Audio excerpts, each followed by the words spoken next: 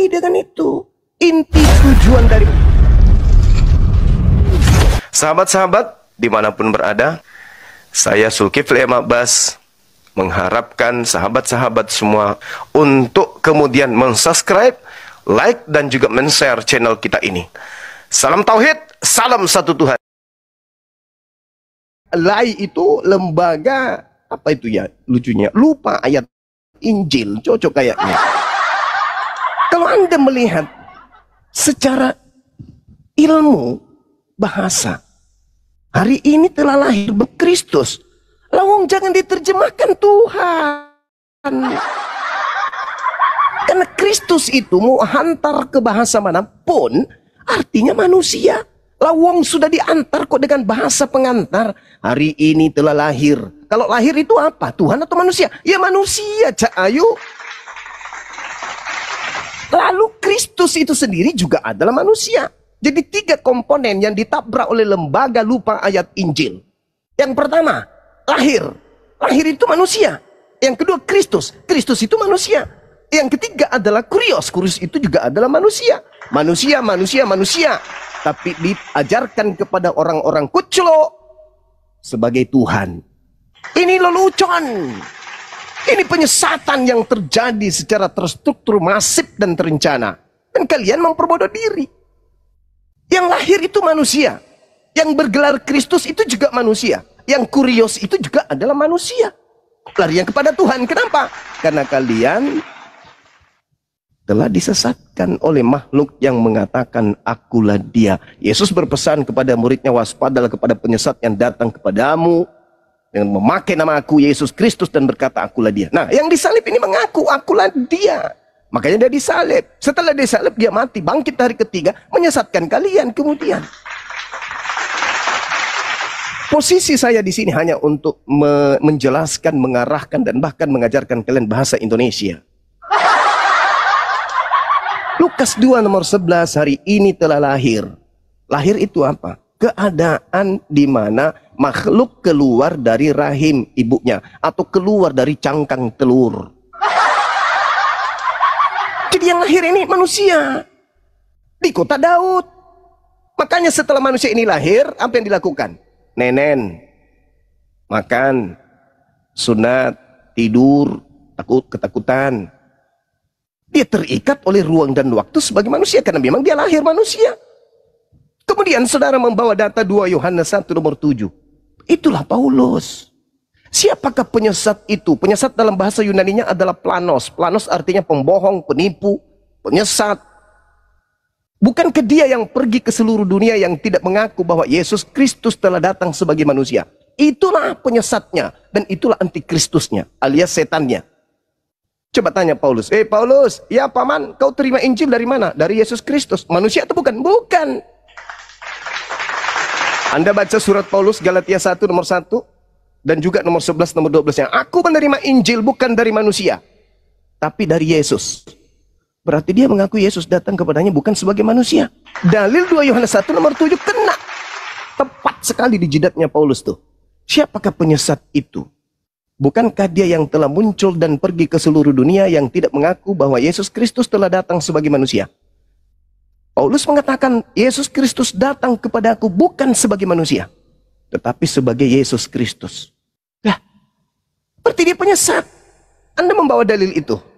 Nah sekarang, kalau Anda lihat terkait dengan antikristus, kita lihat di dalam 1 Yohanes misalnya, Yohanes 2, 1 Yohanes 2 misalnya, dikatakan begini. Siapakah pembohong itu? Bukankah dia yang menyangkal bahwa Yesus adalah Kristus? Nah, hari ini saudara Jones, Anda mengatakan Yesus itu Kristus, tapi Anda sangkal. Kenapa? Karena Anda menganggap Yesus Tuhan. Sama seperti ketika Anda menganggap Pak Bom itu adalah Polri.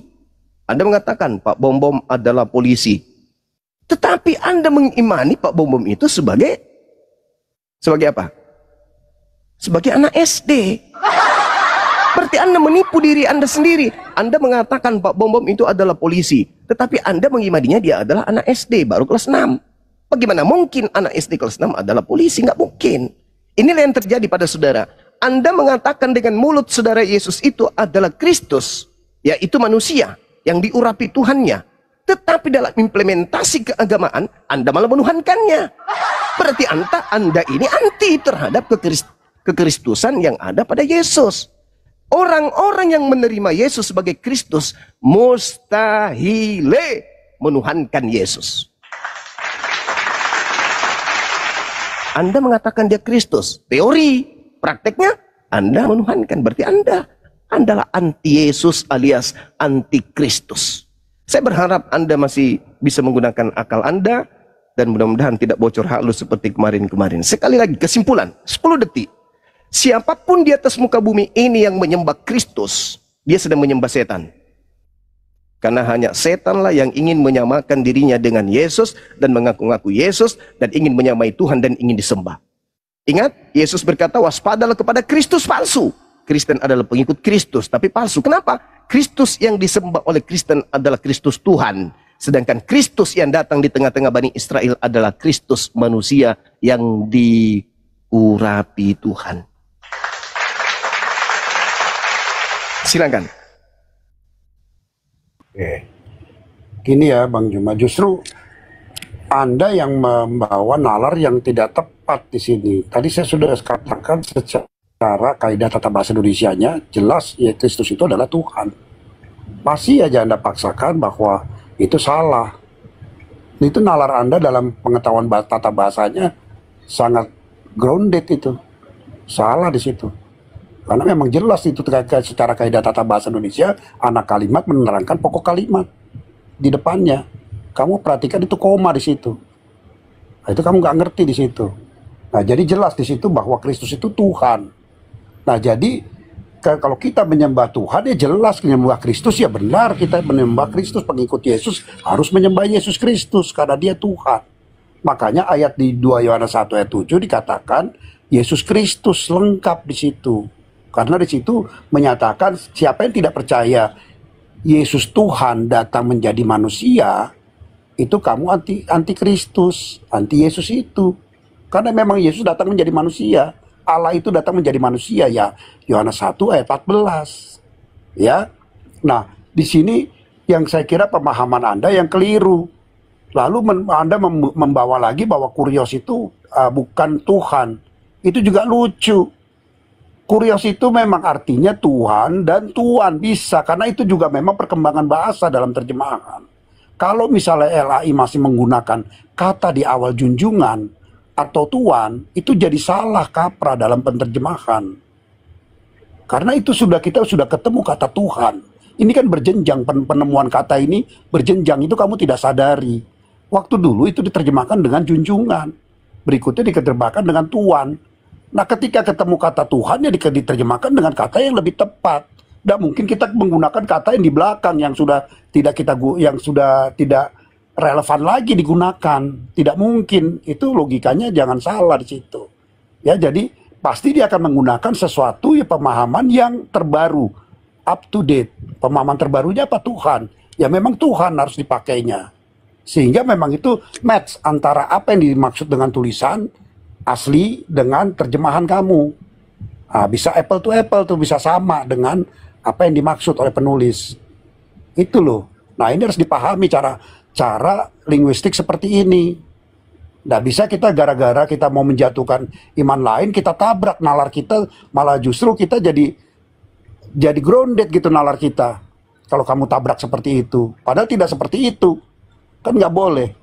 Ya, saya kira saya coba menjelaskan ini untuk Anda lebih paham bagaimana kata kurios itu menjadi, dan dia bergerak menjadi dinamis, menjadi Tuhan. Kata itu pergerakan masanya, ya pergerakan masa waktu ya. Di sini masa waktunya itu bergerak sehingga menjadi kata Tuhan. Itu harus dipahami. Karena memang itulah kata yang tepat untuk disandingkan kata kurios. Begitu juga Lord. Lord itu juga bisa diartikan Tuhan dan Tuhan. Tergantung konteks yang diadakan di sana. Itu penggunaan kata. Makanya tidak pernah kalau God itu jadi Tuhan. Pasti dia jadi Allah kalau God. Gitu loh. Nah, itu yang berbeda ya. Makanya harus dipahami itu dulu. Jangan dicampur aduk seperti itu. Lalu tadi kamu bawa kepada Rasul Paulus. Rasul Paulus tidak ada menyalahkan di sini, dia menjunjung tinggi bahwa Yesus Kristus adalah Tuhan. Tidak pernah dia melihat bahwa Yesus Kristus itu adalah memang dia pernah ada manusia. Dia pernah menjadi manusia Yesus ini. Tetapi kan setelah itu, setelah pertemuan Yesus, pertobatan Rasul Paulus, itu Yesus sudah tidak ada, sudah kembali ke hakikatnya Allah. Dan ketika dia bertemu dengan Yesus itu, makanya Rasul Paulus mengatakan dia tidak belajar dari manusia, tetapi langsung dari Yesus, Roh Allah. Karena dia langsung, utusan langsung dari Yesus yang dia dipertemukan oleh Yesus. Nah itulah dia dalam bentuk roh tadi. Itu dalam kekristenan, Allah itu berhadir dalam dunia ini itu biasa dengan teofani, itu hal yang biasa, lumrah. Itu sudah terjadi di masa Abraham. Dan dicatatkan semua di kisah-kisah di masa perjanjian lama. Allah itu bertemu dengan para pemimpin umat. Biasa itu sama Musa, Abraham, Daniel. Semua biasa itu bertemu dengan Allah. Nah itu makanya dalam bentuk teofani. Gitu. Oke, cukup ya Pak John ya. Ini saya minta gini. Assalamualaikum Bang Handi. Bang Handi. Assalamualaikum warahmatullahi wabarakatuh. Ini 2 kali putaran lagi, setelah itu TikTokan ya kalian ya. Bang Zuma sama Pak Jones. Gimana? Sepakat? Baik. 2 kali putaran Bang Zuma, Pak Jones, Bang Zuma, Pak Jones, setelah itu TikTokan. Silakan Bang Zuma. Iya, jadi sebenarnya Saudara Jones ini sudah tidak mampu. Hanya muter-muter aja di situ mau nyalah-nyalahkan tata bahasa. Lembaga Bible Indonesia yang menabrak tata bahasa. KBBI dalam menerjemahkan kata kurios tidak mungkin menjadi Tuhan. KBBI di dalam memaknai kata Kristus tidak mungkin memaknainya sebagai Tuhan. Kalau KBBI yang diminta untuk menerjemahkan Bible, itulah yang tertulis tadi. Pada hari ini telah lahir bagimu manusia yang diurapi, Tuan di kota Daud. Itu kalau KBBI yang disuruh menerjemahkan. Tapi karena yang menerjemahkan ini adalah orang-orang aliteng yang duduk di Lembaga Bible Indonesia, ya maka cakupannya untuk menyesatkan manusia itu harus dibawa. Bagaimana kalau mau menyesatkan tetapi yang dituliskan di situ kemudian adalah Tuhan. Pada hari ini telah lahir bagimu orang yang diurapi Tuhan di kota Daud. Nggak bisa menyesatkan dong. Kan misinya menyesatkan. Sebisa mungkin bisa menyesatkan banyak orang. Itu loh poinnya. Jadi jangan Anda menyalahkan tata bahasa Indonesia. Salahkan Bible, lembaga Anda. Lembaga Anda itu yang harus belajar bahasa Indonesia dari kelas SD dulu. Orang-orang yang duduk di lembaga Indonesia itu, lembaga Bible Indonesia, suruh kembali ke SD kelas 1. Belajar dulu di sana, perdalam dulu, permantap dulu itu ejaan EYD, permantap dulu itu kemudian pendalaman bahasa Indonesia. Baru sadur dari bahasa lain Bible ke dalam bahasa Indonesia, termasuk kata Allah. Kalau lembaga Bible Indonesia itu orang-orang waras yang duduk di situ, bukan penyesat yang ada di sana, tidak mungkin ada kata Allah di dalam Bible kalian. Karena yang duduk di sana orang-orang setengah kepala semuanya, maka kata Allah masuk ke dalam Bible kalian. Allah itu dalam bahasa Indonesia, Bung, dalam tatanan KBBI, Allah adalah nama Tuhan dalam bahasa Arab. Tanya orang-orang lembaga Bible Indonesia yang cupu-cupu itu, yang culun-culun. Tanya, hei, kau menerjemahkan Bible kita ini dari bahasa Inggris ke bahasa Indonesia atau ke bahasa Arab? Kalau ke dalam bahasa Indonesia, uang Theos itu kau terjemahkan dalam bahasa Indonesia yang benar. Theos itu apa artinya? Theos itu artinya dewa.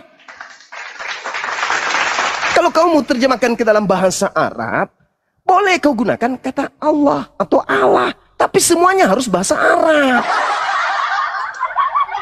Jadi orang-orang yang ada di lembaga Bible Indonesia itu memang harus disuntik pantatnya pakai suntikan sapi. Supaya otaknya itu bisa berfungsi dengan baik, tidak menyesatkan manusia.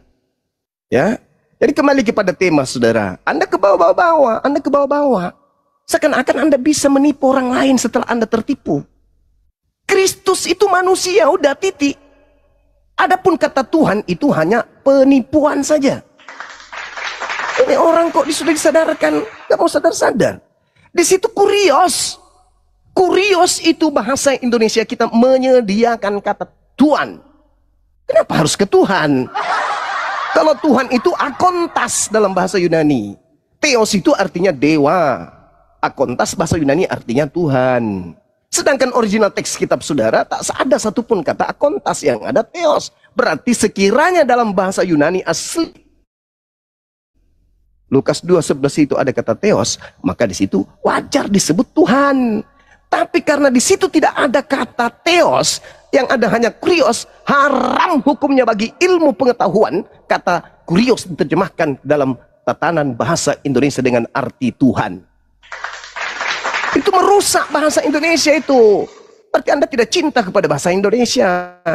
Kalau Sumpah Pemuda itu, kami pemuda Indonesia bersumpah berbahasa satu, bahasa yang gunakan bahasa Indonesia yang kita cintai dalam Sumpah Pemuda itu. Jangan Anda rusak tatanan bahasa kita. Jadi sekali lagi, terlepas daripada itu, saudara Kristen ini harus sadar, Kristen secara global 2000 tahun adalah anti terhadap Kristus. Kenapa? Karena mereka berupaya Kristus dimaknai menjadi Tuhan. Itulah makna kenapa Yesus mencegat kalian dan mengatakan kalian semua adalah pembuat kejahatan. Kenapa? Kata Kristus aja kalian pretelin menjadi Tuhan. Ini Kristen ini memang aneh gitu loh. Pantas saja ketika Yesus berhadapan dengan muridnya yang asli yaitu Yahudi, Yesus berpesan, "Weh Yahudi, waspadalah kepada penyesat yang datang kepadamu dengan memakai namaku Yesus Kristus dan berkata akulah dia. Jangan kamu percaya." Itu ucapan yang muncul kemudian di tengah-tengah pengajaran Yesus kepada Bani Israel. Makanya orang Yahudi tidak percaya kepada pengajaran Paulus. Orang Yahudi tidak percaya kepada pengajaran Kristus yang keluar dari kubur pada hari ketiga. Yang percaya hanya orang-orang non-Yahudi. Makanya Paulus, karena tidak percaya diri mengajar kepada Yahudi, maka dia bersurat di Galatia 1 nomor 15. Aku diutus kepada non-Yahudi. Aku diutus kepada orang-orang yang tidak bersunat.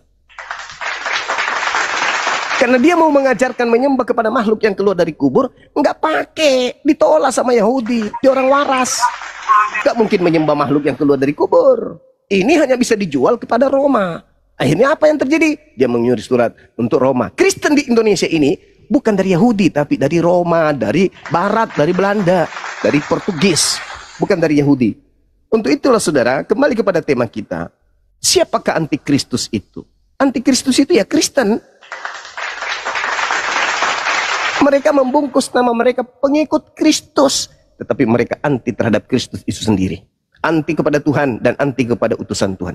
Kalian itu anti terhadap Yesus dan anti kepada Tuhan yang mengutus Yesus. Kalian adalah penyembah-penyembah Kristus, makhluk yang keluar dari kubur pada hari ketiga. Kalian bukan penyembah Tuhan, saudara. Kalian penyembah makhluk.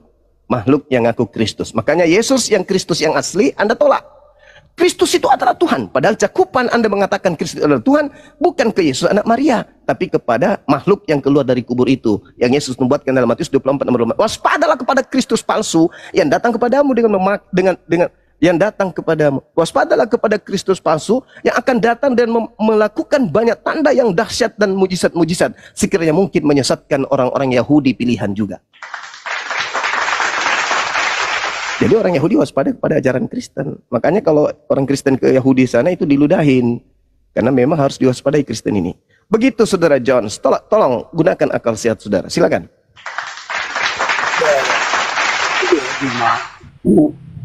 Saya kira nggak ada akal sehat Anda ya. Jelas-jelas Anda di sini kelihatan penyesat sekali gitu loh. Bagaimana dari kaidah tata bahasa Indonesia kamu dobrak semua itu. Apa yang disampaikan Elai sudah benar, kamu bilang tidak benar. Secara kaidah tata bahasanya kita secara keilmuan kita tahu itu benar. Kamu dobrak di situ demi satu penyesatan yang kamu ingin bangun. Itu kan kegilaan akut.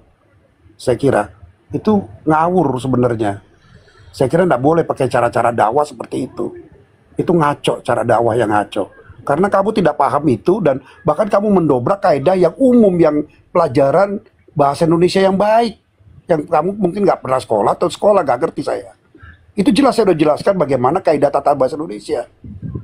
Dan Elai menggunakan itu dengan tepat. Bagaimana kronologi satu perkembangan linguistik sudah saya jelaskan. Dan itu digunakan dengan tepat. Kamu masih tolak juga. Berarti kan ini yang penyesatan kengawuran itu sebenarnya penyesatan dari kalian ini. Bukan kekristenan. Kekristenan dengan Alkitabnya sudah tepat dan sudah benar. Tidak ada yang salah di situ. Dalam penggunaan tata bahasanya, kaidahnya, semua sudah sesuai dengan apa yang ada di dalam kaidah tata bahasa Indonesia. Kita menggunakan KBBI juga sudah tepat.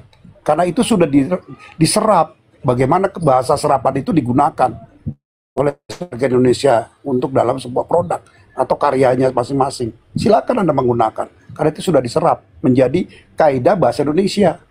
Itu kamu tidak mengerti juga di situ. Nah ini kan satu penolakan atau satu keterbelakangan dalam keilmuan dipertontonkan dan tidak malu dengan itu. Ini kan lucu sebenarnya.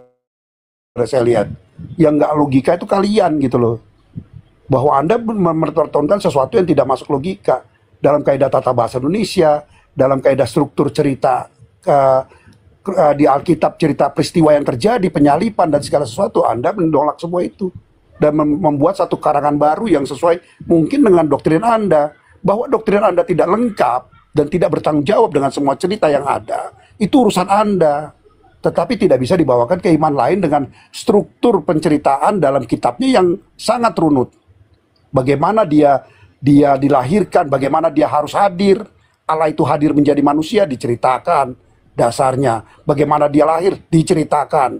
Bagaimana dia berjalan pelayanan diceritakan. Bagaimana dia harus selesai dalam pelayanannya diceritakan. Tapi kan di tempat kalian tidak ada.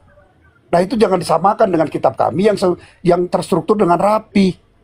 Sampai bahwa dia itu keluar dari mati dan bangkit itu orang yang sama.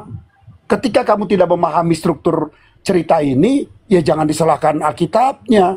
Kamu yang tidak memahami struktur cerita ini dari apa yang sudah disampaikan dalam Alkitab itu, baik beberapa ayat-ayat di dalam Alkitab itu, Injil itu ya, Matius, Lukas, Yohanes dan terusnya Markus sudah menceritakan bagaimana dari kelahiran itu mereka semua saling melengkapi penceritaan peristiwa itu. Lalu kamu anggap ini satu yang berbeda, kamu yang tidak nyambung, ya jangan disalahkan logika dari Alkitab, logika kamu yang tidak masuk ke situ. Oke, Coba cukup Pak Jones. benar. Cukup Pak Jones ya. Ya. Sekali lagi, setelah itu tiktokan Bang Zuma, Pak Jones, setelah itu langsung tiktokan aja ya. Ya sebentar, saya belum selesaikan Pak. Sebentar, saya kira saya harus jelaskan lagi bahwa di dalam kekristenan ini, jadi Kristen ini bukan antikristus. Tadi saya katakan, memang ada antikristus yang tidak mengakui Kristus itu datang, Tuhan itu datang menjadi manusia. Itu sudah saya sampaikan. Bahkan saya kasih tahu bahwa Anda juga tahu siapa yang Kristen seperti itu. Tetapi kamu berhadapan dengan saya Kristen Tritunggal yang sangat memahami bahwa Allah itu datang menjadi manusia. Tetapi orang di Alkitab sudah diajarkan dan sudah dipaparkan begitu rupa bahwa Allah itu menjadi manusia. Nah ini saya kira kita harus pahami itu. Ya, di dalam Allah Tritunggal tidak masalah Allah menjadi manusia dan jelas itu. Nah di situ jadi saya kira bukan kita yang akal logikanya tidak ada, justru Anda akal logikanya tidak ada. Teman-teman melihat struktur dalam bercerita Alkitab bahwa itu Kristus yang sama dari yang dilahirkan sampai yang mati dan bangkit. Tidak ada jeda di situ yang bisa menisbikan kita mengartikan hal yang berbeda. Tidak ada celah. Kalau kamu bisa mengartikan itu berbeda, berarti kamu tidak bisa nangkap cerita itu secara keseluruhan. Ya itu problem kamu, problem Alkitab. Sebentar Dedi, masa gua cuma kamu bicara gak dipotong-potong. Sebentar dulu lah, sampai sabar dulu kamu. Kan kita bicara diskusi baik kan. Makanya saya cuma bilang bahwa konstruksi Alkitab itu jelas, clear. Bahwa Allah itulah, Yesus itulah yang mati dan bangkit, yang dilahirkan oleh anak Maria. Karena konstruksinya jelas, semua cerita itu runut. Nah lalu kalau Yesus katakan itu adalah dia, Yohanes 8 ayat 24 juga mengatakan, bila kamu tidak percaya akulah dia, akulah Allah itu sendiri, kamu mati dalam dosamu. Itu pernyataan Yesus. Bahwa Yesus itu adalah Allah itu sendiri, kamu mati dalam dosamu. Saya kira saya sampaikan itu aja. Ya, saya sudah peringatkan. Silakan. Oke, siap. Oke, jadi iya, kelihatan ya teman-teman antikristus ini ya lagi berkarya mendongeng di tengah-tengah kita. Jadi Saudara Jones, Ketika Anda mengatakan saya salah memahami bahasa Indonesia, sekali lagi saya katakan, bahasa Indonesia itu tidak bisa dirubah-rubah. Ketika diterjemahkan ke dalam bahasa Inggris atau bahasa Belanda atau bahasa apapun, diterjemahkan ke dalam bahasa Indonesia, maka kaidah bahasa Indonesia secara otomatis akan mengisi kata per kata sesuai dengan makna dari sumber yang ada. Maksudnya sumber bahasa yang mau dialihbahasakan ke Indonesia. Tidak berlaku bagi Lembaga Bible Indonesia. Karena Lembaga Bible Indonesia itu berdasarkan kemudian kepada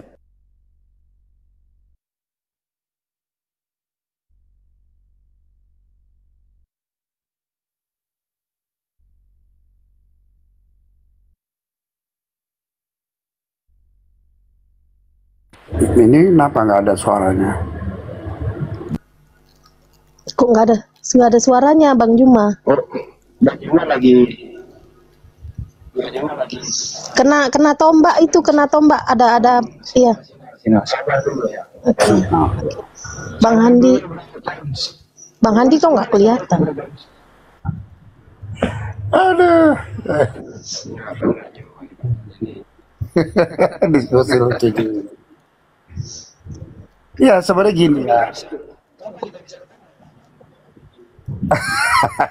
Udahlah, gue juga sibuk ini kan, gue juga ada banyak apa-apalah. Yang penting teman-teman bisa memahami kekristenan dengan baik. Ya memang penggunaan kata-kata itu kan memang ada di dalam KBBI, bisa digunakan. Semua Bang Hendy bikin buku bisa gunakan itu. Kata Allah, kata Rasul, semua kan diserap sudah. Kan itu sudah diserap jadi KBBI oleh pusat bahasa kita loh. Pusat bahasa kita mengambil. Ya. Silakan. Sebenarnya ya ada datang nanti kita. Terus bagaimana? ya KBBI mengambil kata Allah. KBBI mengambil ditombak. KBBI mengambil kata Allah, tapi KBBI mendefinisikan kata Allah itu adalah nama Tuhan dalam bahasa Arab, bukan dalam nama Tuhan dalam bahasa Indonesia gitu ya. Kembali kepada tema. Jadi Kristus ini jelas adalah mereka yang melantik Kristus menjadi Tuhan. Sedangkan Kristus itu artinya manusia yang diurapi Tuhan. Ketika ada manusia yang menyembah kepada Kristus, berarti dia anti terhadap Kristus. Nah, ada kemudian contoh yang sederhana. Misalnya ada orang mengatakan kepada orang lain bahwa apa yang ditunjukkan itu adalah seekor sapi. Tetapi di luar pemahaman daripada dia mengatakan itu adalah seekor sapi, dia menganggap sapi itu adalah manusia. Berarti orang ini lain di mulut, lain di praktek. Inilah yang terjadi kepada saudara Jones. Menganggap Yesus itu Kristus, tapi di sisi lain menganggap Yesus, tapi pada prakteknya menganggap Yesus itu Tuhan.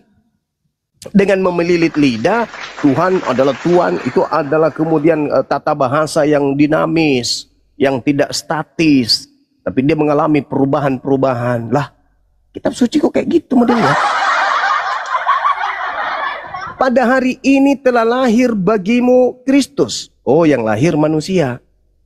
Tuhan di kota Daud itu baru betul, karena dia manusia, bukan Tuhan. Yang salah itu lembaga Anda dan yang salah itu Anda. Yang betul adalah hari ini telah lahir bagimu Tuhan. Yang lahir bagimu manusia yang diurapi, Tuhan di kota Daud. Itu baru betul. Kok Tuhan yang lahir? Orang waras mana yang bisa menerima Tuhan lahir? Hah? Orang waras mana? Kecuali orang yang memperbodoh diri. Orang waras tapi memperbodoh diri. Orang waras tapi menyesatkan diri sendiri. Yang disebut Tuhan itu pencipta. Tuhan bisa ciptaan. Tapi yang lahir sudah pasti bukan Tuhan. Yang lahir sudah pasti Tuhan. Memang Tuhan pencipta langit dan bumi itu bisa digelari Tuhan karena dia adalah pemilik, dia adalah junjungan. Tapi manusia tidak boleh digelari Tuhan, dia hanya cocok Tuhan saja. Tuhan pencipta langit dan bumi bisa bergelar Tuhan, bisa bergelar Tuhan. Manusia, Yesus, boleh bergelar Tuhan, tapi tidak boleh bergelar Tuhan. Kecuali antikristus. Boleh menuhankan manusia Yesus kalau Anda antikristus. Nah, kalau Anda antikristus, disitulah Anda kemudian menjadikan Yesus itu menjadi Tuhan. Kenapa? Karena Anda adalah pengikut Kristus yang keluar dari kubur. Kristus yang keluar dari kubur inilah yang mau dituhankan. Makanya Anda menggabungkan, memaksakan Tuhan ini, Tuhan Yesus menjadi Tuhan Yesus. Karena antara Tuhan Yesus yang adalah anak Maria dan Tuhan Yesus yang adalah anak kuburan, itu adalah dua pribadi yang berbeda. Tuhan Yesus anak Maria, Tuhan Yesus adalah anak kubur yang keluar dari perut kubur pada hari ketiga. Itu adalah makhluk yang dilahirkan oleh bumi, yang Yesus nubuatkan dalam Yohanes 12 nomor 12 nomor 30 dan Yohanes nomor 31 dan Yohanes 14 nomor 30. Dia dilemparkan dari perut bumi sang penyesat itu. Jadi saudara, saya simpulkan kepada saudara, orang yang menyembah Kristus itu adalah orang yang menyembah makhluk yang keluar dari perut bumi. Kalau Anda memaksakan Kristus yang dimaksud itu adalah Yesus, Tuhan Yesus anak Maria, berarti Anda adalah pengikut palsu. Karena anak Maria hanyalah Tuhan. Dia bukan Tuhan. Yang Tuhan itu yang keluar dari kubur. Itu berbeda. Itu agar dipahami itu. Jadi jangan Anda memaksakan Kristen itu pengikut Tuhan Yesus. Bukan. Kristen itu pengikut Tuhan Kristus yang keluar dari kubur. Paham ya? Jadi kalau Yesus, dia adalah Tuhan bagi Bani Israel. Kalau Yesus Kristus yang keluar dari kubur, dia adalah Tuhan bagi Pak Jones dan Kristen lainnya. Jadi kita tidak usah ribut siapa kemudian anti. Udah Ya, masuk TikTok oke. aja nih. Belum. Oke. Sabar. Jadi Sabar Pak Jones. Jadi materi yang saya sajikan, materi yang ingin saya sajikan di sesi TikTok ini adalah yang dilahirkan Maria ini manusia atau Tuhan. Itu aja, di situ kuncinya. Silakan. Oke. Ya, gini ya. Ini, makanya di dalam ini makanya kamu mungkin harus biasakan melihat Alkitab tuh secara ceritanya itu runut. Nah, ini kalau nggak runut ini yang repot, kita memang penggal-penggal jadi nggak paham. Padahal di Alkitab itu sudah dijelaskan, walaupun di beberapa ayat terpecah ya. Tetapi sudah dijelaskan itu kalau kamu punya nalar yang cukup, bagaimana Allah itu menjadi manusia. Pertama itu bentuk kasih. Memang dijelaskan di Yohanes 3 ayat 16. Karena begitu besar kasih Allah akan dunia ini, maka ia mengaruniakan anaknya yang tunggal. Sehingga barang siapa yang percaya kepadanya, tidak binasa melainkan memperoleh keselamatan yang kekal. Ya, jadi di situ memang terpecah di Yohanes 3. Di situ jelas bahwa Allah itu mengaruniakan anaknya yang tunggal. Nah, ini konstruksinya baru kamu tahu bahwa anak yang tunggal ini adalah Sang Firman yang dimaksud. Nah, itu harus kamu paham. Di Yohanes 1 memang dia di depan, karena memang dia sudah dijelaskan dulu ini. Nah, baru ke Yohanes 3 menjelaskan kenapa ini Firman ini bisa ada menjadi manusia, karena inilah dia dasarnya. Yohanes 3 ayat 16. Dia diutus karena Allah itu mengasihi dunia, maka dia mengaruniakan anaknya. Nah, itu konstruksinya. Ya, ketika dia mengutus firman-Nya menjadi manusia, itu menjadi duinatur. Karena kamu tidak paham ini. Kamu menolak duinatur Yesus. Nah, jadi semua itu akan kamu jadi nggak konstruksinya, jadi kamu jadi ngawur terus. Kalau bangunan itu sudah dari dasar fondasinya miring, kamu akan miring terus sampai ke atas. Kayak Menara Pisa. Mungkin lebih lagi tuh. Menara Pisa cuma 90 berapa kemiringannya. Nah, kamu lebih parah lagi mungkin. Karena sudah miring dari awal. Nah, usahakan makanya jangan miring dari awal, sehingga konstruksi ke atasnya itu bagus. Ya, jadi ini adalah Allah yang menjadi manusia. Allah itu entitasnya roh, dijelaskan oleh Yesus. Ayat 24. Ini yang Ya. miring siapa ini yang miring? Bentar dulu loh kau Juma. Gua masih Tuhan jadi jelasin manusia, ya. miring. Ya, karena TikToknya kamu dasarnya kapan? sudah miring. Semakin Dengar dulu, dijelaskan semakin ngawur ente. Loh, yang nyaur kok kamu, kok bukan saya. Makanya saya jelaskan kemiringan kamu. Kamu tidak paham. Yang miring itu Tuhan kok manusia, Kamu yang miring miring, itu. karena kamu tidak paham donatur Yesus. Bahwa dia adalah Donatur kok Tuhan kok Allah yang natur. menjadi manusia, dan roh dia tetap Sekarang Allah. Tuhannya Yahudi, saudara. Tuhannya Yahudi ada berapa natur? Nggak ada, itu kan Tuhan Yahudi kan belum manusia. Inilah kemiringanmu. Tuhan Yahudi Tuhannya manusia Yahudi, belakangan. saudara. Tuhannya Yahudi yang datang kepada Abraham, Ishak dan Yakub ada berapa natur? Yaitu roh satu dalam bentuk roh. Satu. Yesus. Terus siapa yang Dalam mengajarkan bentuk iman. Anda Tuhannya Yahudi menjadi dua natur?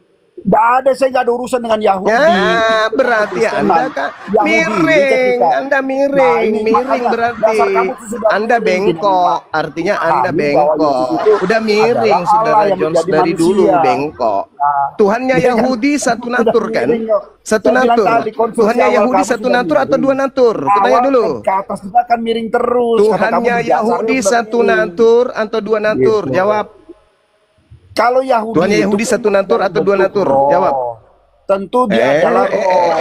Tidak ada Tuhannya dia bentuk Yahudi manusia. satu natur atau dua natur? Ya dia roh itu berarti apa? Satu natur atau dua natur? Ya saya bilang tadi dia roh. Kamu bisa berpikir nggak kalau dia roh? Saya tanya dua natur Ya, atau saya satu jawab natur? kamu satu roh. Coba. Satu natur atau dua entitas roh natur? dia.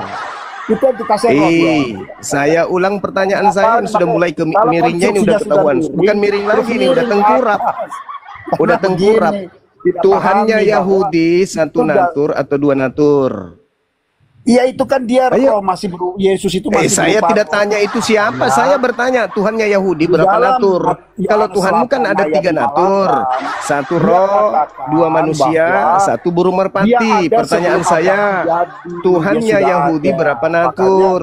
itulah dalam bentuk roh. Parah ini parah. Itu. Parah. Tapi ketika Ini bukan dalam miring perjanjian lagi baru, nih. Juma, Ini sudah dia tengkurap. sudah menjadi manusia yang satu natur itu. Saya sudah ulang menjadi pertanyaan saya, natur, saudara-saudara, Juma. dengarkan. Kamu jangan Disimak miring, dulu. Ini yang gitu. miring siapa? Kalau Tuhannya kamu miring Yahudi di berapa situ, natur? Kamu akan miring terus. Gitu Tuhannya loh. Yahudi berapa natur? Tadinya satu natur dia bentuk roh. Yang roh ini Satu menjadi natur. manusia, Sampai kapan Juma. Tuhannya Yahudi satu natur? Nah, Sampai kapan? jadi Sampai manusia kapan itu Tuhannya jadi Yahudi satu natur? Juma. Itu kita nggak ada urusan Sampai dengan kapan? Yahudi. Sampai kapan Tuhannya Yahudi satu natur? Sampai kapan? Itu tidak bisa jawab. Kamu tanya dengan orang Yahudi. Sampai kapan Tuhannya Loh, Yahudi nggak bisa satu jawab natur? ke saya, Sampai saya orang kapan? Kristen bukan orang Yahudi. Iya makanya saya tanya samamu, Tuhannya orang Yahudi berapa natur dan sampai Nah, ini kapan bukan dia urusan harus orang- satu natur? orang Jawab. Yahudi. Nah itu kemiringan kamu lagi. Miring Kamu dia, miring. kemiringan. Kenapa saya Berarti bilang Tuhan kamu yang kamu miring? bawa itu konsep dari Roma, Tuhan Romawi, Karena begitu? kan ini kan saya bukan Yahudi, saya Indonesia. Oh, Saya berarti mengimani Tuhanmu dengan Tuhannya Yahudi beda. Kristus Tuhanmu dengan Yesus. Tuhannya Yahudi beda. Ya, tidak Berarti tentu Tuhanmu sama, dengan tetapi Tuhannya kan Yahudi Yesus- beda. Yahudi tidak mempercayai Yesus kan bukan urusan Berarti saya. Tuhanmu dengan Tuhannya Yahudi beda. Gitu? Sama. Beda. Sama. Nah, sekarang kalau sama, Tuhannya Yahudi berapa natur? Ya tapi kan Tuhan yang satu natur itu telah menjadi manusia menjadi dua natur. Lah, itu berarti dua kemiringan natur. kamu. Ini Tuhannya Yahudi Kemiringan kau kamu. miringkan menjadi Yahudi itu urusan menjadi Yahudi, manusia. saya tidak Siapa saya siapa tidak yang urusan mengatakan apa-apa, kemudian? Kristen, Siapa yang Mas. mengajarkan kamu? Siapa yang Di dalam mengajarkan Alkitab kamu Tuhannya ada, Yahudi berubah Juma. menjadi manusia? Hei, Kamu nggak Hey. baca Alkitab Hey. dekat. Kamu Hey. comot-comot Yang kamu mengajarkan mau. saudara bahwa Tuhannya Yahudi menjadi natur manusia siapa? Saya nggak bilang Yahudi, saya nggak ada urusan, saya nggak berani jawab tentang Yahudi. Ya udah, kalau begitu bukan Anda saya. ke Saya orang gereja Indonesia, seperti cuman biasa, saya Kristen. celop, Nah, itu celap, kemiringan celop, kamu. celop, celop, celop. Kemiringan Anda kamu nggak memaksa layak saya diskusi untuk dengan Yahudi. saya. Saya Saya bukan udah Yahudi. sabar dari tadi. Lah, Dari saya dulu juga memang sabar Anda dengan itu tidak kamu pernah mau waras. Anda itu memang dari dulu gila aja terus kerjanya. Anda ke gereja seperti biasa, celop, celap, celop. Jangan lupa cium dan jilat tangan sendiri. Ya. Ketahuan ya teman-teman. Ternyata Tuhannya Yahudi satu natur. Begitu sampai ke mimbar gereja menjadi dua natur. Bahkan sampai tiga natur juga. Ada burung merpati. Ya, jadi mereka membuat pondasi sendiri. Pondasi agama Yahudi dan pondasi agama Kristen itu berbeda. Agama Yahudi sampai kapanpun la ilaha illallah. Itu agama Yahudi itu. Tidak ada Tuhan selain daripada Allah. Eloa Abraham, Eloa Ishak, Eloa Yakub. Yesaya 43 nomor 10. engkaulah saksi-saksiku, tidak ada Tuhan yang dibentuk menjadi manusia sebelum aku, dan tidak ada Tuhan yang dibentuk setelah aku. Itu Yesaya 43 nomor 10. Akulah Tuhan selama-lamanya, tidak ada yang lain di sisi aku. Selama-lamanya. Kalau berbicara mengenai selama-lamanya, berarti jangan pernah kau anggap manusia yang keluar dari kubur itu, yang mengaku akulah dia, itu adalah Tuhan yang setara dengan Tuhannya Yahudi. Pantaslah kalian itu diludahin sama Yahudi, karena kalian itu memang sesat, lagi menyesatkan. Jadi saya simpulkan, sahabat-sahabat sekalian, hari ini kita mendengarkan, kita memberikan ruang kepada Tante Om Jones. Tante Om Jones ini adalah memang manusia dua jenis kelamin, sama seperti Tuhannya dua natur. Jadi dia bisa jadi tante, dia bisa jadi om. Kalau dia diskusi dengan kita, lebih duluan dia celoteh, cerewetnya minta ampun, tapi ilmunya kosong. Jelas antikristus itu berdasarkan paparan yang ada dari tadi. Antikristus adalah anti terhadap orang yang diurapi Tuhan, sehingga dia menyembah kepada Kristus yang lain yang keluar dari kubur. Itulah Jones dan kawan-kawan. Saya kira demikian dari saya untuk sementara. Silakan diambil alih host. Makasih. Terima kasih Bang Zuma atas Sama-sama, Dek. siap atas narasi-narasi yang diberikan pada forum pada siang ini, pada sore ini. Aku mau sambut dulu nih di France ini siapa nih? France Hutauruk, Kristen atau Islam? Iya Bang, Kristen Bang. Kristen, sila. Bang Andi, assalamualaikum Bang Andi. Waalaikumsalam warahmatullahi Ambil alih Bang Andi, wabarakatuh. ambil alih. Aku silakan ke Bang Andi. Lanjut Bang Andi. Waalaikumsalam warahmatullahi wabarakatuh. Andi yang bisa menaklukkan Kristen Bang Andi. Lanjut Bang Andi. Ya juga sih, cuman saya kasih topik hari ini gara-gara Bang Juma, anak orang pada sakit parah. Ya, maksudnya apa? Itu saya kasih topik hari ini tuh, Mak. Gara-gara Bang Juma anak orang pada sakit parah gitu loh. Izin ya Bang Juma ya, nggak apa-apa ya. Gak apa-apa kan, Dek. Aman ya. Lanjut. Iya. Iya, sakit marah, sakit hati karena apa yang dia jelaskan dari imannya, ajaran anak Maria Yesus Kristus yang datang ke tengah-tengah Bani Israel. Pasti sakit hati. Karena kita yang menguraikan terinci berdasarkan dalil, sedangkan mereka hanya menguraikan terinci berdasarkan dogma doktrin gereja. Begitu kan? Silakan dilanjut. Betul sekali. Sebenarnya ini ajaran Barat ini. Ajaran Barat tentu tahu ya kan paganisme. Nah. Tapi ini paganismenya harus dibungkus pagannya supaya mudah untuk dijual. Dibungkus orang nggak mau menerimanya. Makanya dia pakai kitab Yudaism. Bahkan Tuhannya Yudaism itu disamarkan menjadi manusia. Masuk ke Indonesia dibungkus pula dengan istilah Islam. Ya seperti kelihatannya ajaran Gus, tapi di dalamnya kalau dibongkar ya kelihatan itunya aslinya begitu. Nah inilah yang mereka sulit untuk menerimanya. Mestinya jujur saja, Kristen ini loh, salah saya sudah, jadi orang bebas memilih. Tapi nggak bisa karena memang ajarannya itu ada perintahnya.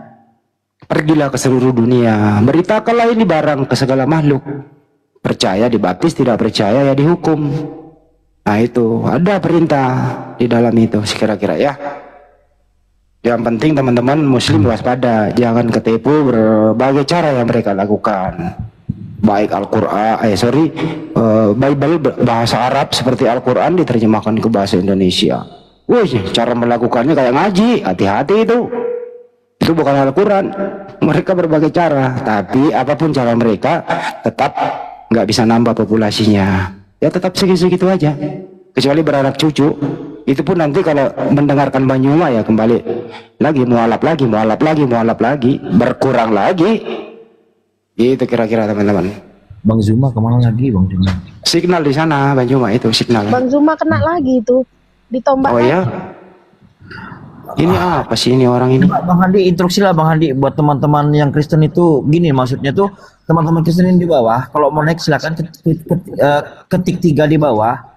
Yang mau diskusi silakan diskusi, bantah argumentasinya, jangan main report gitu loh. Iya. Lanjut Bang Handi. Ya. Itu di absen dulu perannya itu. Perannya mau ngapain? Yang Islam tunda dulu ya, jangan ini dulu ya, kita cari Oten. Kayak Brans. Oh ini juga peran sini kayaknya anak baik nih. Ya gini Bang, Ya gimana Jadi dek?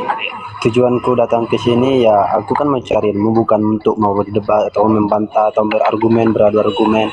Jadi gini bang, aku mau nanya bang. Kalau bang kan aku seringnya nanya. Jadi yang aku tanya itu, apakah seluruh ajaran-ajaran di agama Islam itu yang ada di agama Islam itu menuju kita ke pintu surga? Itu aja bang. Dan kasih tahu penjelasannya. Ya, Bang Juma, ada pertanyaan bagus ini Bang Juma. Apakah semua ajaran di dalam Islam itu menuntun orang masuk surga? Iya, betul.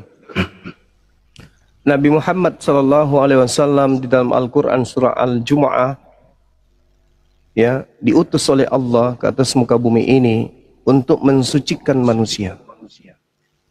Sedangkan untuk masuk ke dalam surga wajib hukumnya kemudian manusia itu suci, gak bisa tidak. Bismillahirrahmanirrahim. Huwallazi ba'atsa fil ummiyina rasulan minhum yatslu 'alaihim ayatihi. Jadi Nabi Muhammad SAW diutus sebagai rasul ya kepada manusia untuk mengajarkan kemudian ketetapan-ketetapan Allah. Tujuannya untuk mensucikan jiwa manusia, mengajar manusia tentang kitab dan hikmah atau sunnah. Itu Al-Quran Karim menjelaskan itu. Jadi siapa yang mengikuti Nabi Muhammad, maka orang itu pasti suci jiwanya dan orang ini layak masuk ke dalam surga. Karena surga itu kudus, maka yang mesti masuk di sana adalah orang yang kudus. Nabi Muhammad diutus, huwallazi ba'atsa fil ummiyina rasulan minhum yatlu 'alaihim ayati wa yuzakkihim wa yu'allimuhumul kitaba wal hikmah wa in kuntum min qablu lafi dhalalin mubin. Nabi Muhammad satu-satunya manusia yang diutus kemudian untuk seluruh umat manusia. Makanya dikatakan ya ayuhan nas inni rasulullahi ilaikum jami'a. Wahai seluruh manusia, sesungguhnya aku ini adalah utusan Tuhanmu kepada kalian seluruhnya. Kalau Yesus, ya Bani Israel, aku adalah utusan Tuhan untuk kalian. Musa, wahai Bani Israel, aku utusan Tuhan untuk kalian. Tapi kalau Nabi Muhammad, inni rasulullahi ilaikum jami'a. Aku adalah utusan Tuhan untuk kepada kalian seluruhnya. Itu saudara. Dan setelah Nabi Muhammad diutus, dia punya kewajiban untuk mensucikan jiwa-jiwa manusia.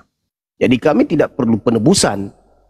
Ada kemudian Tuhan turun jadi manusia, lalu dikatakan inilah kambing, inilah domba yang menebus dosa. Alah, itu penghinaan itu. Sudahlah Tuhan dianggap jadi manusia, sudah gitu dianggap lagi domba, dianggap binatang, habis itu digerek, ditombak, dibunuh, digantung. Alah, itu ajaran apa itu? Walladzi ba'atsa fil ummiyyin rasulan minhum yatslu 'alaihim ayatihi wa yuzakkihim. Aku Tuhan mengutus rasulku Nabi Muhammad dari kalangan manusia itu sendiri untuk membacakan kepada mereka Al-Qur'anku dan untuk mensucikan mereka dan mengajarkan kepada mereka ketetapan-ketetapanku dan hikmat yang sunnah meskipun sebelumnya mereka benar-benar dalam kesesatan yang nyata. Jadi kalau mau masuk surga, solusinya cuma satu, dinul Islam, menjadi pengikut Nabi Muhammad SAW. Selesai, silakan. Oke, tadi abang bilang kan disucikan atau yang mau ke surga itu harus disucikan dulu, harus orang yang suci. Jadi gini bang, yang mau tanya lagi bang, apakah sudah ada manusia atau yang pernah menjadi manusia di dalam Muslim, mau di Al-Qur'annya atau mau di dalam dunia nyata sekarang yang sudah suci akibat masuk Islam? Ya, seluruh umat manusia itu manusia suci. Manusia Islam itu manusia suci. Contoh, ketika mereka membasuh wajah, membasuh kaki, lalu mereka beristighfar, lalu mereka sholat, sujud, menyembah kepada Tuhannya, mereka itu adalah manusia suci.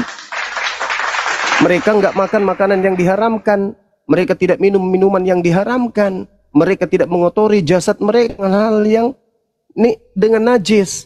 Tidak. Mereka mensucikan jasad mereka, tubuh mereka, dan mereka membersihkan rohani mereka. Jadi Islam itu kan membersihkan jasmani. Apa jasmani ini? Tubuh, raga kita. Makanya di Islam itu ada mandi junub, Anda mandi tahir, mandi besar. Kemudian ada wudhu, pembasuhan. Kemudian mereka secara rohani membersihkan jasad rohani mereka, membersihkan rohani mereka dengan zikir, dengan ibadah, amalan-amalan soleh. Coba, ketika dikatakan jangan engkau makan babi, orang yang makan babi apa boleh dikatakan orang suci? Sementara dia memasukkan ke dalam tubuhnya hal yang diharamkan Tuhan. Di Islam, tak bisa. Maka Islam itu ketika orang itu asyhadu an la ilaha illallah wa asyhadu anna Muhammadar Rasulullah, maka orang itu sudah seperti kain atau kertas yang putih tanpa noda. Ketika mereka punya noda, maka mereka mencuci diri mereka. Seperti kain ketika mereka kena noda, maka mereka mencuci pakaian tersebut. Apa cuciannya? Apa mesin? Apa alat mencucinya? Wudu. Bagaimana caranya kemudian untuk merapikannya? Salat. Maka umat Islam ketika dia keteteran dengan dosa, kembali kepada Tuhan dengan salat, ibadah, salat, ibadah, salat. Makanya saya berpesan melalui forum ini, kalau ada saudara-saudara Islam yang melakukan kemaksiatan, ya jangan lupa salat. Karena salat itulah yang akan membersihkan maksiat saudara. Kalau Anda menumpuk maksiat, berarti Anda membuat antara Anda dengan Tuhan Anda itu berlumut. Salat inilah yang membersihkan lumut. Ibarat antara kita dengan Tuhan kita itu ada cermin. Semakin banyak kita salat, semakin bersih cermin kita. Semakin bersih cermin kita, semakin nampak kuasa Tuhan. Semakin nampak kuasa Tuhan, semakin bisa kita menjaga diri dari maksiat yang lain. Maka salat, dan salat. Karena salat itulah yang membersihkan kemudian manusia dari dosa. Begitu saudara-saudara. Jadi Islam itu suci orangnya. Islam itu bersih. Banyak maksiatnya, tapi dia tidak pernah menyembah selain daripada Allah. Setinggi apapun kemudian dosa-dosanya, ketika mereka umat Islam itu bertaubat dengan taubatan nasuha, seketika bersih seperti kertas yang bersih. Tuh saudara, jelas itu. Oke. Jadi gini bang, tadi kan ku dengar-dengar abang bilang itu orang Islam itu kalau sudah menganut agama Islam itu pasti disucikan dan suci, dan ketika berbuat dosa itu pasti bertobat atau apa gitu. Maksudnya gini bang, yang dikatakan suci itu apakah bisa berganti-ganti jadi pendosa kemudian menjadi suci lagi setelah bertobat habis itu pendosa? Karena setahuku bang, iya betul yang abang bilang tadi itu memang haram, itu perbuatan dosa. Cuman masih banyak perbuatan dosa yang tidak harus terlihat mata. Itu maksudnya bang. Jadi itu bisakah dikatakan dengan suci? Nah, makanya di dalam Al-Quran itu dikatakan apa? Kalau dalam surah Yasin atau dalam surah Al-Muluk itu akan menerasikan apa kata Quran? Dikatakan begini. Bismillahirrahmanirrahim. Wasawa'un alaihim azartahum am lam tunzirhum la yu'minun. Dan sama saja bagi mereka orang-orang yang tidak beriman diberi peringatan ataupun tidak diberi peringatan, mereka tidak akan beriman. Berbeda dengan orang Islam. Orang Islam itu ketika mereka beriman, dijelaskan di ayat selanjutnya, innama tunziru manittaba dzikra wa khasyar rahmana bil ghaib wa basyirhu maghfiratin wa ajrin karim. Sesungguhnya engkau hanya memberi peringatan kepada orang-orang yang mengikuti peringatan, yang takut kepada Tuhan yang Maha Pengasih, walaupun mereka tidak melihat Tuhan tersebut. Maka berilah mereka kabar gembira dengan ampunan dan pahala yang mulia. Jadi umat Islam itu tadi dibersihkan rohnya. Roh ini dibersihkan dengan zikir, roh ini dibersihkan dengan istighfar. Astaghfirullah, astaghfirullah, astaghfirullah, astaghfirullah. Umat Islam itu selalu beristighfar, bertaubat. Dalam keadaan duduk, dalam keadaan berdiri, dalam keadaan berjalan, berlari. Umat Islam itu selalu beristighfar, memohon ampun kepada Allah. Bukankah seluruh nabi-nabi termasuk Yesus mengajarkan bertobatlah, bertobatlah, bertobatlah, bertobatlah. Dan implementasi dari pertobatan umat Islam itu ya beristighfar. Mulutnya, hatinya mengatakan ampuni aku ya Allah. Mulutnya mengatakan ampunilah aku ya Allah. Perbuatannya mengatakan aku membuktikan diriku untuk diampuni, yaitu aku bertaubat dari hal-hal yang membuat aku jatuh dalam dosa. Itu. Jadi di Islam itu ketika melakukan dosa kembali astaghfirullahaladzim, bertobat. Kalau di Kristen ya maaf nih, mereka harus Tuhan mereka harus mati di atas tiang salib. Oke. Sekarang ketika Kristen berdosa lagi, apa yang mereka lakukan? Bunuh Tuhan lagi gitu. Ujung-ujungnya bertobat lagi kan? Lah berarti meniru-niru agama Islam. Kenapa harus bertobat lagi? Bukankah Yesus itu sudah mengampuni dosa kalian? Jadi logikanya, kalau Yesus sudah menebus dosa kalian, maka kalian bebas melakukan dosa. Itulah yang dikatakan oleh Paulus di dalam Galatia 2 nomor 16. Galatia 5 nomor 4. Galatia 3 nomor 27. Itulah yang dikatakan oleh Yesus, oleh Paulus. Kalian bukan lagi hamba. Kalian adalah orang-orang merdeka. Galatia 5 nomor 1, Kristus telah memerdekakan kita. Dari apa? Dari penghambaan. Dari apa? Dari aturan-aturan. Jadi orang Kristen itu bebas, mau ngapain aja boleh. Lah kalau orang Kristen melakukan dosa lalu bertobat, itu lucu. Lucu itu kalau ada orang Kristen bertobat, itu lucu kali. Untuk apa Kristen bertobat? Bukankah dosa-dosa yang sudah ditebus?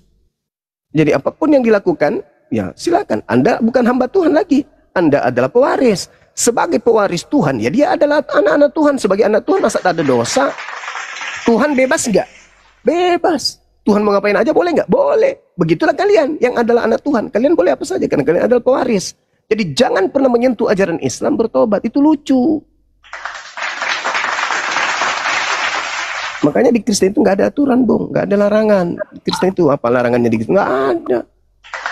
Itu baik-baik. Jadi gini Bang, sebenarnya sih kalau jawaban abang atau keterangan abang dari pertanyaanku tadi ya belum menjawab seutuhnya sih. Rasa penasaran awak belum terjawab secara seutuhnya. Cuman gini Bang, mungkin ada kawan yang mau membantah yang abang bilang itu, saya kasih waktu dulu lah. Karena niat saya Bang mau mencari mau cari tahu atau penasaran. Jadi saya tidak pandai berdebat. Tapi mungkin dari keterangan abang mungkin ada kawan yang mau berdebat. Jadi saya kasih waktu dulu Bang. Siang Bang Juma. Iya, siang Bang Juma. Iya. Mau bertanya, apakah Nabi Muhammad adalah Mesias palsu atau Nabi palsu? Nabi palsunya dinubuatkan di dalam Bible itu datang kepada muridnya Yesus dan berada pada angkatan pertama, yaitu abad pertama. Datang kepada kepada murid Yesus, mengaku bertemu dengan Kristus di padang gurun. Itu nabi palsunya. Nabi Muhammad tidak pernah mengaku bertemu dengan Kristus. Tidak pernah mengaku bertemu dengan Kristus di padang gurun. Tidak pernah mengaku bertemu makhluk yang mengaku akulah dia. Nabi Muhammad tidak ada sedikit pun diceritakan di dalam Bible sebagai nabi palsu. Nabi palsunya datang kepada murid Yesus di abad pertama. Siapa yang datang di abad pertama? Sedangkan nabiku adanya di abad ke-7. Itu jawabannya. Terima kasih jawabannya. Jadi begini Bang Juma, bagaimana bisa umat Islam bisa berdiri sedangkan Nabi Muhammad sudah meninggal? Nabi Muhammad SAW jasadnya meninggal, tapi ajarannya tetap hidup sampai hari ini. Yesus ajarannya setelah dia terangkat ke langit langsung habis, hilang langsung. Contoh, hidup kekal itu adalah mereka mengenal Yesus Kristus yang engkau utus. Hidup kekal mengenal Yesus sebagai utusan. Tapi setelah dia terangkat, Yesus dikenal sebagai Tuhan yang datang menjadi manusia. Selesai. Yesus masih hidup, ajarannya mati. Nabi Muhammad sudah mati, ajarannya hidup. Sampai hari ini 2000 tahun kerajaan Nabi Muhammad masih berdiri dengan kokoh. Kerajaan Nabi Muhammad berdiri dengan kokoh. Kitab sucinya Nabi Muhammad berdiri dengan kokoh. Ajaran agamanya Nabi Muhammad berdiri dengan kokoh. Tapi Yesus, ajarannya mana? Hilang. Gak ada lagi ajaran Yesus hari ini. Silakan. Ajaran Yesus kan damai sejahtera Bang Juma. Ajaran damai sejahtera itu sudah dibasmi oleh Paulus di dalam Efesus 2 nomor 15. Ajaran damai sejahtera itu adanya di dalam Taurat. Coba Anda baca hukum utama dan hukum terutama. Seluruh hukum pertama dan utama dan hukum kedua itu termaktub di dalam hukum Taurat. Kepada Tauratlah kedua hukum ini kemudian tersimpul. Sedangkan Paulus mengatakan dalam Efesus 2 nomor 15, dengan matinya Yesus di tiang salib, maka Yesus telah membatalkan hukum Taurat beserta segala ketetapan yang ada di dalamnya. Berarti termasuk ajaran kasih damai, damai sejahtera. Habis. Makanya muncul agama Paulus, agama Kristen, pengikut Kristus, makhluk yang keluar dari kuburan yang mengaku Kristus. Bagaimana caranya orang Kristen mengatakan ajaran Kristen ini adalah agak damai sejahtera? Bagaimana mau damai? Ditanya yang mana Tuhanmu? Yesus. Yang dua pensiun. Enggak, dia juga adalah Tuhan. Berarti ada tiga. Enggak, satu. Satu yang mana? Satu dalam tiga. Tiga yang satu dalam satu. Bagaimana mau damai kalau konsep Tuhan aja nggak selesai-selesai? Mau sejahtera? Sejahtera apa? Sudah diwanti-wanti.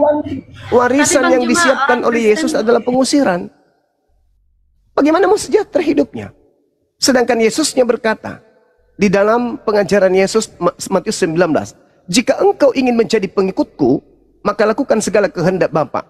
Kalau kau sudah melakukan segala kehendak Bapa, maka juallah seluruh hartamu. Kalau kau sudah jual seluruh hartamu, maka jadilah pengikutku. Kristen?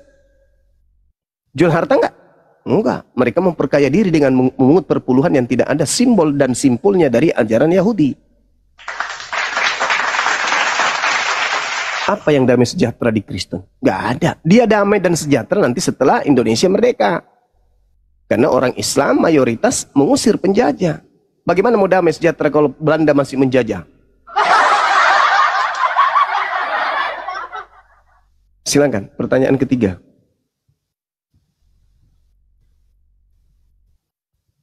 Orang Kristen itu pemimpinnya Bang Juma tidak ada yang 2 kali kawin, 3 kali kawin. Jadi damai sejahtera semuanya. Oke.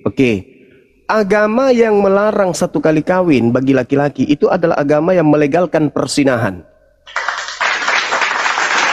Contoh, saya punya istri. Oke?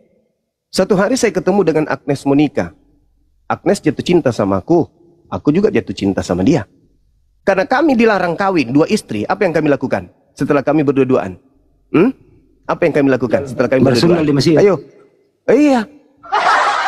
Apa yang kami lakukan? Tapi di Islam, ketika saya bertemu dengan Agnes, dia juga suka sama aku, saya juga suka sama dia. Aku balik ke rumah. Mama sayang, ya papa, boleh nggak papa nikah lagi? Boleh. Yang penting siapa calonnya? Agnes mau nikah. Oh, boleh mah. Boleh pak.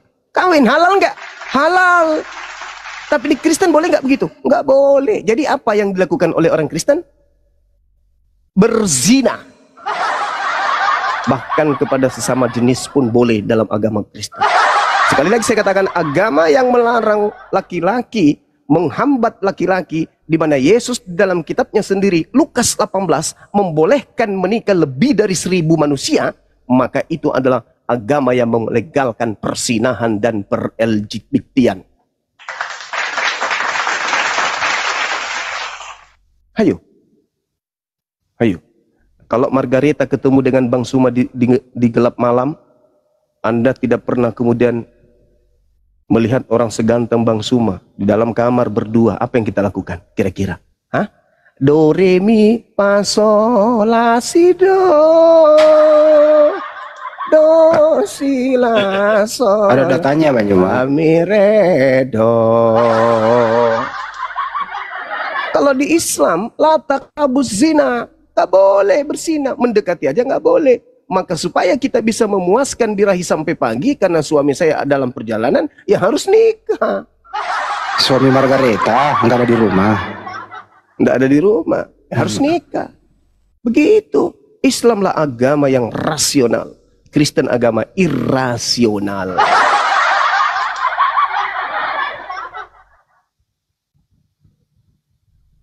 Marilah. Ada lagi pertanyaan keempat. Marilah kita menikmati asmara birahi sampai pagi, karena suami Margareta tidak ada di rumah. Itu. Ada pertanyaan keempat, hati-hati ketampol, hati-hati milih pertanyaan. Bang Zuma ini ibarat komputer yang begitu ditanya langsung nampar. Langsung menjawab, sorry. Ada Bang, udah cukup. Silakan Bang Frans, Hutapea. Makasih. Bang Handi diambil alih dulu, Bang Handi, saya mandi dulu sebentar, mau persiapan ke Pekanbaru. Iya, ketemu nanti teman-teman ya. Salam ya, banyak. Tapi tolong saudari Margareta ini kan orang baik. Jangan disuruh ngamsal dia di sini dulu ya. Mudah-mudahan dia bisa bertobat. Silakan teman-teman. Tapi pertanyaannya memang agak sedikit nyeleneh sih. Nah, cuman tabokannya Bang Juma yang membuat dia terdiam. Karena apa yang dia tuduhkan terjadi di antara mereka. Itu Margareta, apa yang kau tuduhkan terjadi di antara kalangan Anda sendiri loh. Data ada, kelakuan iya. Ada orang Kristen bagus-bagus semuanya, nggak ada yang menyalah. Yakin? Yakin itu? Ajarannya loh Mbak. Kata-kata jorok itu Mbak di Bible semua loh adanya. Kata-kata prot-prot di Bible loh Mbak Margareta. Kata prot-prot, persendalan, onan, ya semua ada di Bible loh Pak. Cuman Margareta jarang baca karena. Tapi di lapangan nggak ada orang Kristen, yang ada yang berjilbab semua. Ah, orang Kristen berjilbab? Emang kalau ke gereja itu pakai rok mini, pakai singlet? Gimana sih? Kebalik-balik Bu Margareta ini. Jadi betul kata Bang Juma itu tadi. Nabi Muhammad SAW jasadnya memang tidak ada, tapi ajarannya nggak pernah mati. Sampai detik ini masih ajarannya, karena dirahmati oleh Allah Indonesia merdeka. Kita bisa mengisi kemerdekaan ini dengan ajaran Nabi Muhammad SAW. Berkat rahmat Allah yang Maha Kuasa, Indonesia merdeka. Bukan rahmat Yesus. Yesus terangkat. Ajaran Nabi Muhammad itu 10 kali kawin Yesus di bocil. Yesus terangkat, ajarannya hilang, diganti sama ajaran pagan. Mana ajaran Yesus sekarang yang hidup? Apa yang mau diambil? Justru kamilah Muslim ini ingin menghidupkan kembali bahwa Yesus itu untuk Bani Israel, mengajarkan menyembah satu Tuhan. Datang Paulus, nehi muhabbatiki. Jangan menyembah satu Tuhan, tapi kita buat Tuhan baru yang pernah mati terkutuk di tiang salib. Saya buatkan surat, mati hidup kembali supaya ia menjadi Tuhan. Jadi ajaran original Yesua Amasia atau Yesus itu hilang, ditelan oleh orang-orang yang tidak bertanggung jawab. Buku inilah yang kau pegang sekarang itu. Tapi Margareta ini mengatakan kami pengikut Yesus. Yesus yang mana dulu? Waspadalah terhadap nabi-nabi palsu yang datang kepadamu, mengatasnamakan aku. Para Yesus berkata, apabila ada orang mengaku bertemu Mesias ada di sana, Mesias ada di sini, jangan kau percaya. Paulus ketemu, dipercaya. Para Yesus mengatakan jangan percaya. Inilah yang saya maksud tadi Bang Juma, bahwa ajarannya asli Yesus itu udah hilang ditelan bumi oleh orang Kristen. Tapi kami Muslim yang akan menggali kembali ini loh ajaran Yesus waktu hidup, seirama sejalan dengan ajaran Nabi Musa sampai Nabi Adam. Yesus berkata, masih banyak yang ingin kusampaikan kepada kalian semua, kalian belum sanggup menanggungnya. Baiklah, aku akan pergi, aku akan minta kepada Bapa, akan datang seorang penolong yang lain, dia akan memuliakan aku. Sesudah Yesus, siapakah nabi yang memuliakan Yesus dan nabi-nabi sebelumnya? Siapa yang memuliakan? Nabi Muhammad SAW memuliakan semua para nabi. Kami ini memuliakan semua para nabi.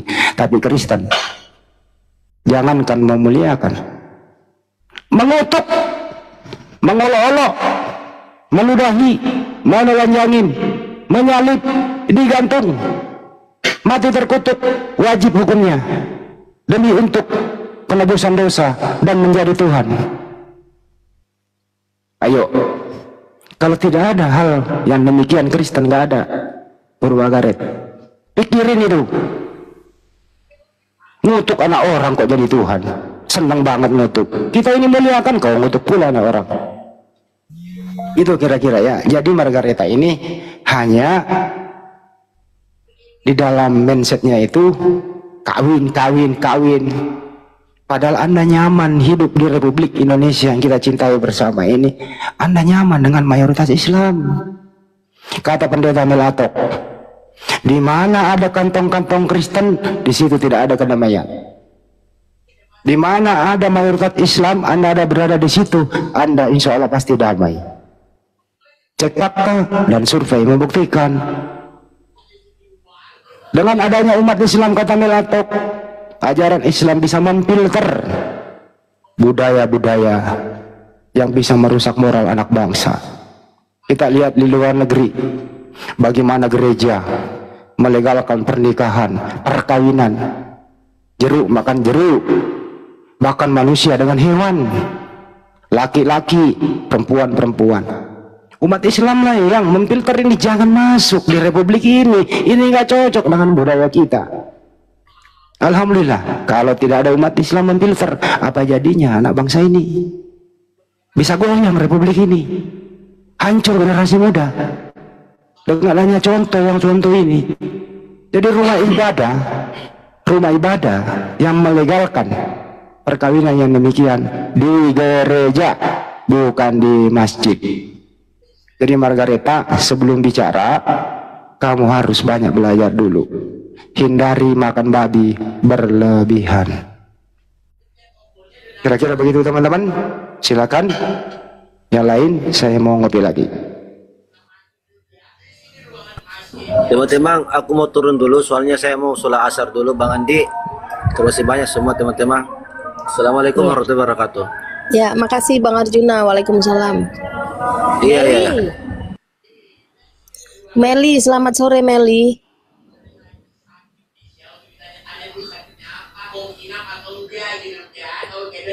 Meli monitor, selamat sore. Agamanya apa Meli?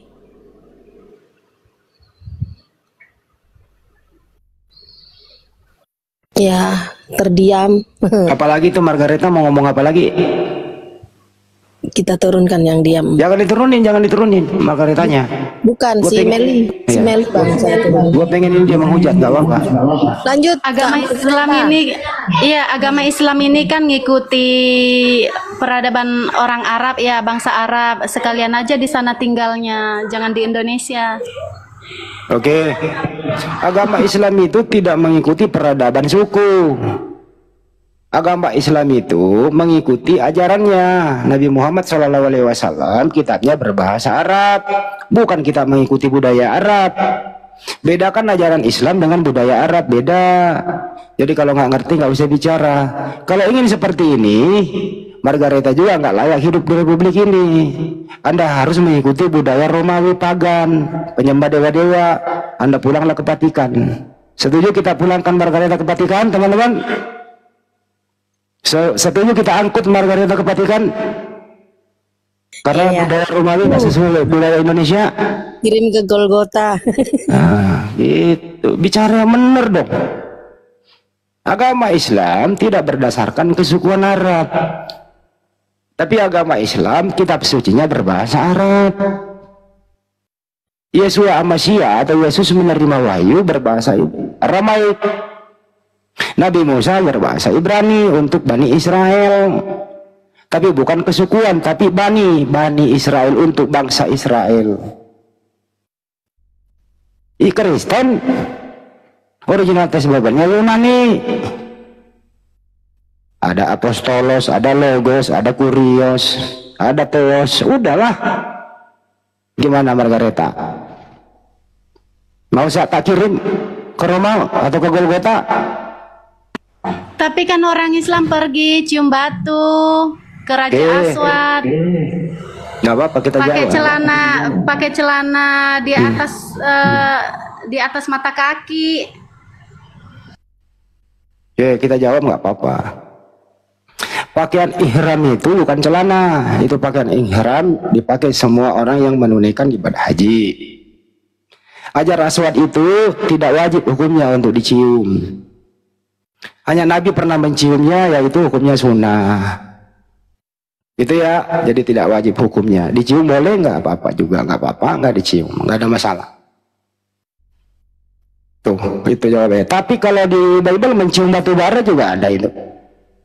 Mencium batu bara menghapus dosa.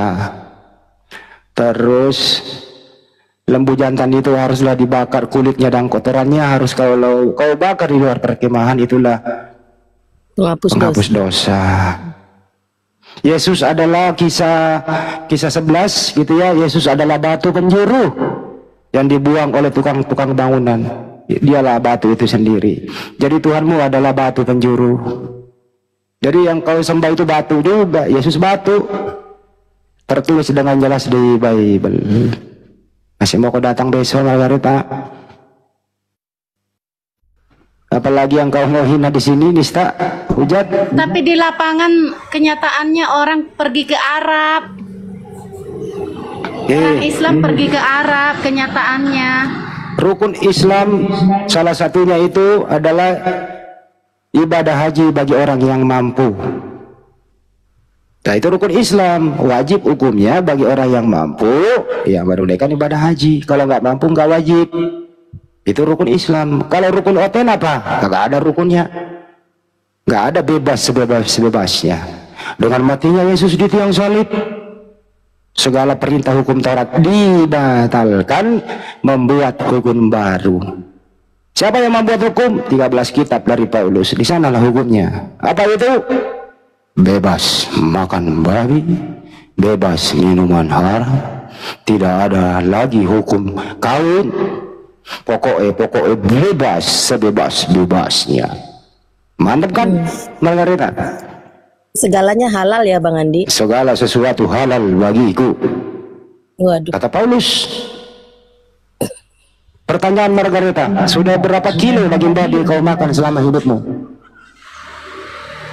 100 kilo. Berapa? 100 kilo. Oke. 100 kilo. 100 kilo. Moncong babi itu kau makan pula moncongnya? Iya, dimakan semuanya. Pantas moncongmu kayak moncong babi. Kata Bible, Iya. kata Bible. Iya, emang kenapa? Assalamualaikum, Abang Dan. Assalamualaikum. Waalaikumsalam warahmatullahi wabarakatuh Bang. Assalamualaikum, Gurunda Zuma. Ya. Siap. Lanjut Bang. Iya. Gantiin saya dulu Bang, saya lagi capek nih Bang. Lelah, Apa Bang Margaret? Andi, lelah. Kenapa Margaret? Margaret, buka mute-nya Ya, Margaret. orang Islam diwajibkan kawin 100 kali perempuannya. Salah kau itu. Balik. Terbalik. Coba kau baca Matius 19:29. Upah mengikut Yesus. Barang siapa yang meninggalkan rumahnya, saudaranya laki-laki, saudaranya perempuan, bapak ibunya, istrinya, anaknya, ladangnya, akan memperoleh kembali 100 kali lipat dan akan memperoleh kehidupan yang kekal. Di surgamu kau dapat 100 istri itu kalau laki-laki. Ayo. Ayo Margareta. Apalagi? Nggak ada Mana itu. di Islam seperti itu? Kok nggak ada? Nggak pernah baca Bible dia berarti. Bang. Tertulis itu tertulis di kitabmu Matius 19:29. Nanti Di kalau lapangan kalian orang meninggal, Islam yang kawin. Tapi di Loh, nggak lapangan ada. orang Islam yang kawin. nah kira-kira di surgamu ada perkawinan nggak? Ada. Ada nggak perkawinan di surgamu, Margaret? Ada, nggak ada. Ada. Kalau saya bisa buktikan bagaimana? Kalau saya bisa buktikan ada perkawinan di surgamu. Ayo. Oh bohong ini, kau nggak baca Bible. Iya, nggak pernah baca Bible dia. Wahyu 19 ayat 7. Itu udah beda. Ini kan kenyataannya di lapangan, di dunia. Orang Islam Iya. kawin 100 kali. Si Margareta Di ini mana? nggak pernah, izin dulu, Margareta nggak pernah baca Bible. Yang sering dia baca itu buku-buku bokep. Waduh. Ngeri kali. Baca Bible itu, Margaret, dibaca. Mana orang Islam kawin 100 kali? Di dalam Islam itu menikah hanya boleh 4, itu jika mampu. Enggak masuk akal itu ajaranmu. Iya. Apa yang syarat sah? terjadi di Sekarang kau saya lapangan tanya. Seperti itu Ya. yang terjadi. Ya, sekarang